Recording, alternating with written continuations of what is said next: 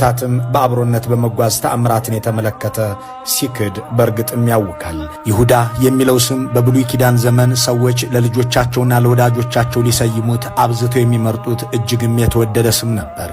ለሴትም ለወንድም የሚሆን በዕብራይስጥኛ በእግዚአብሔር የታመነ ወይም በእግዚአብሔር የተመሰገነ የሚል ትርጉምም ያለው ነበር።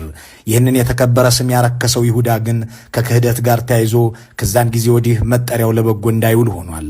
ብዙዎች ይሁዳ የሚለውን በእግዚአብሔር የታመነ ከሚለው ጋር ሳይሆን ከከሃዲነት ጋር የሚያያይዙትም ስሙ ስለረከሰ ነው። በኢትዮጵያ ውስጥ ብዙ ስሞች ረክሰዋል። ብልጽግና እንደሚለው ድንቅ ስም የረከሰ ግን ያለ አይመስልም። ኢትዮጵያውያን በበዓላትም ሆነ በመሰል ዝግጅቶች ጊዜያት የብልጽግና ያድርግላችሁ ተባብለው መመራረቅ ልማዳቸው ነበር። አሁን ግን ብልጽግና የሚለው ስም ሲታወስ ከገዳይነት፣ ከጨፍጫፊነት፣ ከጭካኔ፣ ከሴራና ከእልቂት ጋር የሚዛመድ የክፉ ሰዎች ማህበርና መጠሪያ መስሏል። አንድ ሰው ብልጽግና ነህ መባል የሚያሸማቀቀው ብልጽግና ነኝ ማለትም የሚያሳፍረው ዘመን ነው። እናም እንደ ይሁዳ ከረከሱ ስያሜዎች አንዱ ብልጽግና ነው ማለት ይቻላል። በነገራችን ላይ ብልጽግናንና አለቆቹን ለማወደስ የሚሞክሩ ሊያሽሞነሙኑም የሚከጅላቸው ጥቂት የማይባሉ አይሁድ መኖራቸው ለይሁዳ ወንጌል የጻፉለትን ሰዎችም የሚመስል ነው። ይሁዳ ከከሃዲነትና ጌታውን ለዲናር ከሚለውጥ ሆዳም ጋር መነጻጸሩ ያበገናቸው የግኖስቲክ መናፍቃን በሁለተኛው ክፍለ ዘመን ልክ እንደነ ዮሐንስና ማቴዎስ የይሁዳ ወንጌል ብለው እንደጻፉለት የሃይማኖት ታሪኮች ያስተምራሉ። ይሁዳ ተበዳይ ሰው የክርስቶስን አዳኝነት ያውቅ ዘንድ የተሰየመ ጻድቅ አድርገው ሊያሽሞነሙኑት እንደሞከሩት ሁሉ ብልጽግናንም እንዲሁ ሊያሰማምሩት የሚቃጣቸው ጥቂት አይደሉም። የዓለምን መድኃኒት ለግርፋት፣ ለመንገላታት፣ ለስቅላትና ለሞት እንዲዳረግ ያደረገውን ነጋዴ ለእኛ ብሎ ያደረገው ነው ብለው እንደጻፉት ሁሉ የ100 ሚሊዮኖች መኖሪያ የሆነችውን ኢትዮጵያን በእልቂት ማዕበል የሚንጠውን ብልጽግናን ለኢትዮጵያ ብሎ ነው የሚሉም አልጠፉም። እነዚህ ዳግማዊ ይሁዳዎች ናቸው ከማለት ውጪ አቻ ሊኖራቸው ይችል ይሆን?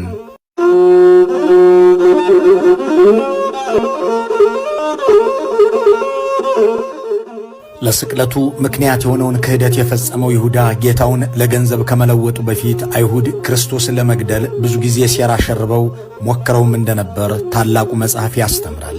ሊወግሩት ድንጋይ ያነሱ፣ ኢየሱስ ግን ተሰወረባቸው ተብሎ እንደተጻፈ ሴራቸውን አልፎታል። የአይሁድ ካህናት አለቆችና ሽማግሌዎች ቀያፋ በተባለው የሊቀ ካህናት ግቢ ውስጥ ኢየሱስን ለመያዝና ለመግደል ሞክረው አድርገው ወስነዋል። ግን ደግሞ ብዙ ሕዝብ የሚከተለው በመሆኑ ጭር ሲል እናድርገው ብለው በወሰኑበት ወቅት ነው ይሁዳ ከረቡዕ ሸንጎ በኋላ ከደቀ መዛሙርቱ ተለይቶ ወደ እነሱ የሄደላቸው። እሱም ጌታውን ክዶ በስውር አሳልፎ እንደሚሰጣቸው ሲናገር ተደሰቱ።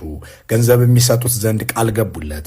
አስቀድመው ሊገድሉት የወሰኑበትን ግን ሕዝብ የማይኖርበትን የአዘቦት ቀን ለማግኘት የሚጠባበቁለትን ክርስቶስን በጨለማ ጠቁሞ ስሙ የሚሰጣቸውን ደቀ መዝሙር ቀርቦ እኔ አሳልፌ እሰጣችኋለሁ፣ ምን ልትሰጡኝ ትወዳላችሁ ብሎ ሲጠይቃቸው ፈነደቁ።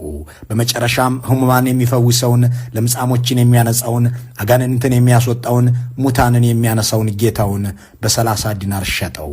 ከዚህ ጋር ያለውን እማሬ ወደ ኢትዮጵያ እናምጣው። ኢትዮጵያን ሊያጠፉ ሊያፈርሱ፣ ሉዓላዊነቷንም ሊገዙ ያሰፈሰፉ አያሌ ኃይሎች ከካይሮ እስከ አስመራ ድረስ ነበሩ። በብሬትን ውድስም ነበሩ።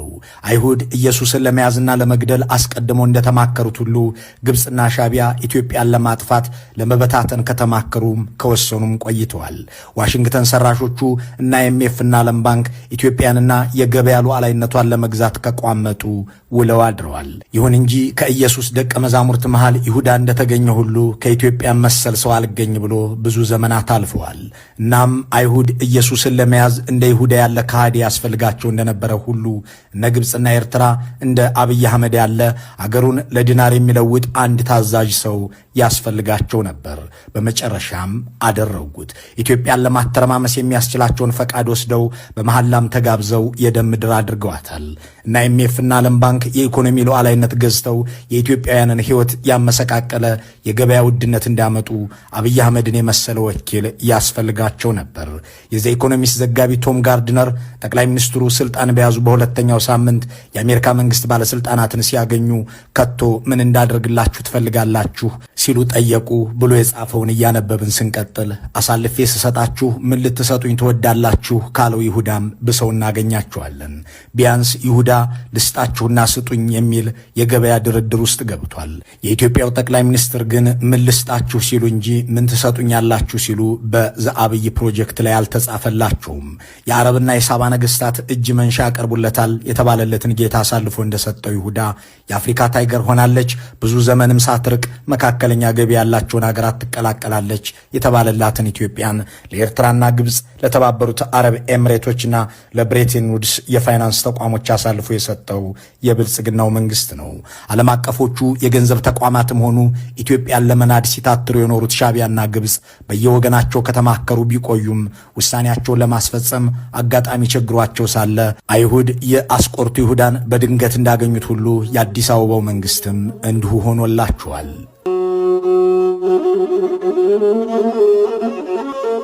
ይሁዳ ክርስቶስን ሸጦ ያገኘው ገንዘብ ለአንድ ለሸክላ ሥራ የሚመች ቦታ እንደተገዛበት ተጽፏል። የኢየሩሳሌም ሰዎችም ያንን መሬት አኬልዳማ ብለው በቋንቋቸው ይጠሩታል። የደም መሬት ማለታቸው ነው።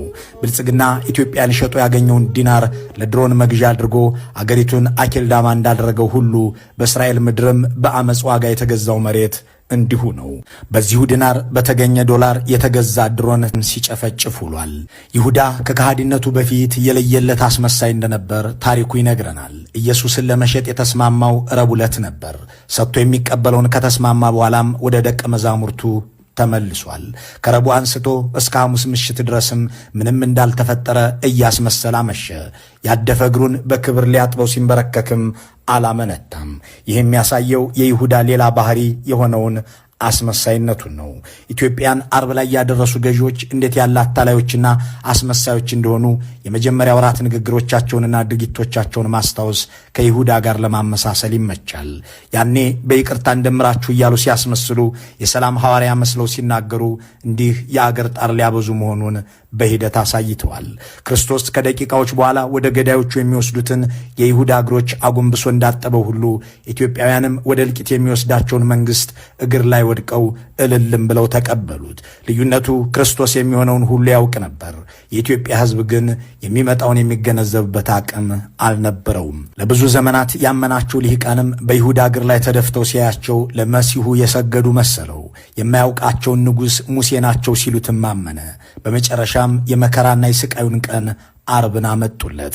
በዚያ የ2010ና የ2011 ሰሞን የሚሰሙ ቃላት እነዚያ መተቃቀፎችና መሳሳሞች የይሁዳ እንደነበሩም ብዙም ሳይቆይ እየተገለጠ ሄደ። ይሁዳ የምስመው እሱ ነው፣ ያዙት፣ ተጠንቅቃችሁም ውሰዱት ብሎ ወታደራዊ መመሪያ እንደሰጠው ሁሉ በዚያ በ2011ና 2010 በ2013ና 2012 የተሳመ የታቀፈ ዛሬ አንድም የለም። በይሁዳዊ ቃል ተስሞ ተገድሏል ወይም ተሰዷል አለያም ታስሯል። ይሁዳም ከመሳሙ በፊት አይሁድ በሚገባቸው ቋንቋ መምህር ሆይ እያለ ለክርስቶስ ረዘም ያለ ሰላምታውን አቅርቧል።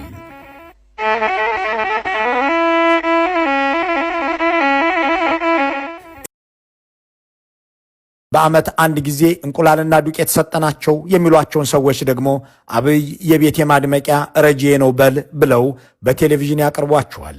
በዓልን ማቀው በዶክተር አብይ ነው። የበለጠ ቤቴን የሚያሳምረውና ቤቴን የሚያደምቀው እሱ ነው። ዛሬ አብዛኛው የኦርቶዶክስ ክርስትና ሃይማኖት ተከታይ በሚኖርባቸው አካባቢዎችም ሆነ ሃይማኖቱ የማይመለከታቸው ዜጎች በሚኖርባቸው መንደሮች ቅልጥ ያለ ጦርነት እየተካሄደ በሚታረዱ እንስሳት ፋንታ የሚገደሉ ወጣቶች፣ በቅዳሴ ፋንታ የጥይት ሩምታ፣ በሕፃናት ጨዋታና ልልታ ምትክ የእናቶች ዋይታ የሚታይበትና የሚሰማበት ሆኗል። አዲስ አበባ ደግሞ ከ8 ዓመት በፊት ዶሮ እየሰጡ ያሳዩትን ተመጽዋቶች ከ8 ዓመት በኋላም ብልጽግናዎች እንቁላል እየሰጡ ፎቶ ይነሱባታል።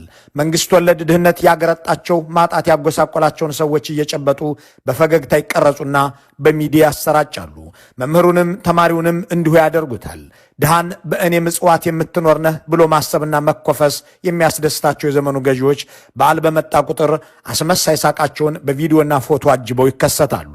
ሰላም ለጠየቀ ጦርነት፣ ምግብ ለጠየቀ ረሃብ፣ ቤት ለጠየቀ መፈናቀል የሚያቀርቡት እነዚሁ ገዢዎች በኢድም ሆነ በፋሲካ ሰሞን ለጋስና አዛኝ መስለው የሚቀርቡት ለሰው የሚራሩ ተብሎ ከንፈር እንዲመጠጥላቸው መሆኑን ድርጊታቸውና ጠባያቸው ያስረዳል።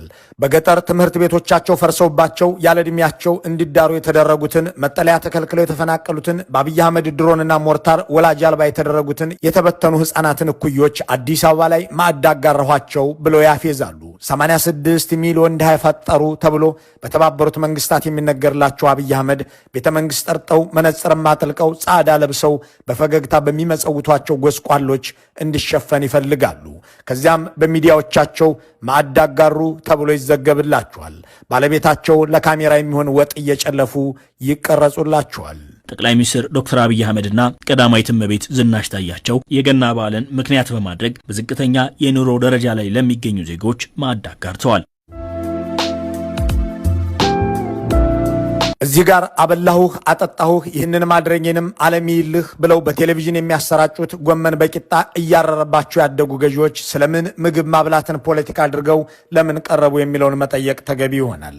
ጉዳዩ በቀጥታ ከአምባገነን መሪዎች ጠባይ ጋር የሚገናኝ ነው። ፈላጭ ቆራጭ መሪዎች በዓላትን የሚጠቀሙበት ደግ መስለው ለጋስና ለሕዝብ አዛኝ መስለው ለመከሰት እንዲሆን ነው። በዓላትን መሰረት ያደረገ ድግስ በ20ኛው ክፍለ ዘመን ተንሰራፍተው በነበሩ ኮሚኒስት አምባገነኖች ዘንድ ፍጹም የተከለከለ ተግባር ቢሆንም አብዮታዊ በዓላትን መሰረት አድርገው ራሳቸው መሪዎቹ የተወለዱበትን የልደትንም ቀን ሰበብ አድርገው አለያም በልጆቻቸውና በሚስቶቻቸው የውልደት ዕለት ለሕፃናት ስጦታ ሲሰጡና በመሰል መንገዶች ሲገለጡ ታይተዋል።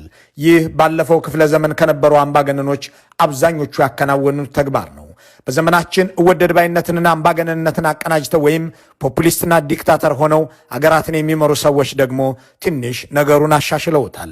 መንፈሳዊ በዓላትን አይከለክሉም። ይልቁንም አማኝና ለፈጣሪ ታዛዥ መስለው ራሳቸው ይከሰታሉ። ስራቸው መግደል፣ አመላቸው መዋሸት ቢሆንም መግደልንና መዋሸትን ትእዛዛት ውስጥ ያካተተውን ወንጌል መጣሳቸው እየታወቀም መንፈሳዊ ሰው መስለው ለመታየት በዓላትን ይጠቀሙባቸዋል። ከዚያም እሱ እኮ ፈጣሪን የሚፈራ ሰው ነው፣ ያበላሹትና እያጠፉ ያሉት ከሱ ስር ያሉት ሰዎች ናቸው የሚል ፕሮፓጋንዳ በማህበረሰቡ ውስጥ እንዲገባ ያደርጋሉ። ኢንሳይክሎፒዲያ ብሪታኒካ የአምባገነኖች ጠባይና ተፈጥሮ ባስነበበበት ምዕራፉ እንደሚለው በዓላት ለጨካኝ መሪዎች ትልቅ መሳሪያ ናቸው። ሁሉም አምባገነን በዓላትን 8 ተግባራት ወይም ከ8ቱ አንዱን በማድረግ ያሳልፉታል ይላል።